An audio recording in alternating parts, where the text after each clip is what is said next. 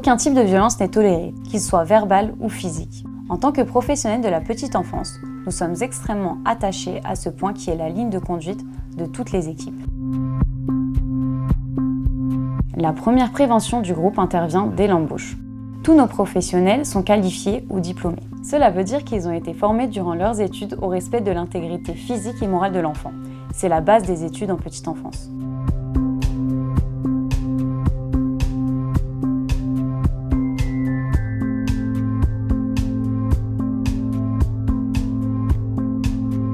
Tous nos nouveaux collaborateurs bénéficient d'une session d'intégration en Zoom. Ils doivent lire et signer toutes nos procédures qui définissent précisément les comportements à adopter avec les enfants, les parents et entre collègues. Ils bénéficient ensuite de formations, posture professionnelle, protection de l'enfance, hygiène, qui doivent obligatoirement être signées à nouveau à chaque rentrée scolaire. En complément, des groupes d'analyse de pratique sont mis en place plusieurs fois par an.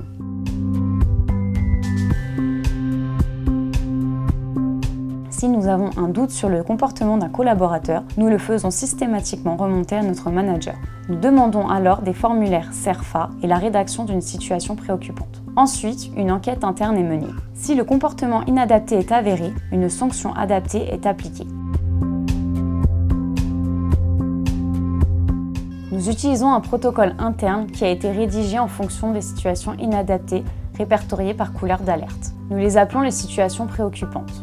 Il y a 4 couleurs possibles en fonction de la gravité de la situation.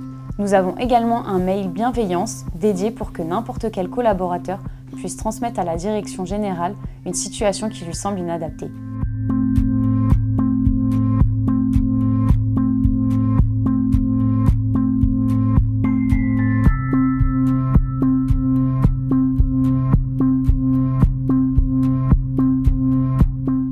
Il faut savoir définir les mots pour les utiliser correctement et ne pas tout confondre. C'est extrêmement important. Les douces violences et les comportements inadaptés, qu'est-ce que c'est ? C'est un ressenti négatif et immédiat que l'adulte va faire vivre à l'enfant sans forcément prendre conscience de ses conséquences. Les douces violences sont des moments assez courts où l'adulte se laisse emporter par un jugement, un a priori, un geste brusque, une parole malheureuse, sans préméditation ni volonté de faire de mal à l'enfant. C'est un acte involontaire, mais qui va avoir un effet très négatif sur lui. Les douces violences ne sont pas de la maltraitance. Ces situations sont rares, mais chaque situation est évaluée par la personne sur le terrain et immédiatement remontée grâce à une SP. Dans tous les cas, une remontée écrite au manager est obligatoire. Si la situation le nécessite, une enquête interne est mise en place. Elle permet de prendre des mesures en lien avec l'événement et, si besoin, une sanction adaptée. Le parent concerné est immédiatement averti par la direction de la crèche pour garder le lien de confiance et lui expliquer quelles actions ont été mises en place suite à l'enquête interne. Le service qualité échange avec la direction de crèche puis contacte la famille et la rencontre si besoin. En fonction de la situation, les autres familles sont également informées. La direction de la crèche, les responsables opérationnels de secteur et le service qualité restent à l'écoute de l'ensemble des familles pour répondre à toute demande. Un entretien de suivi est organisé avec le service qualité 1 mois après pour maintenir le lien de confiance de la famille.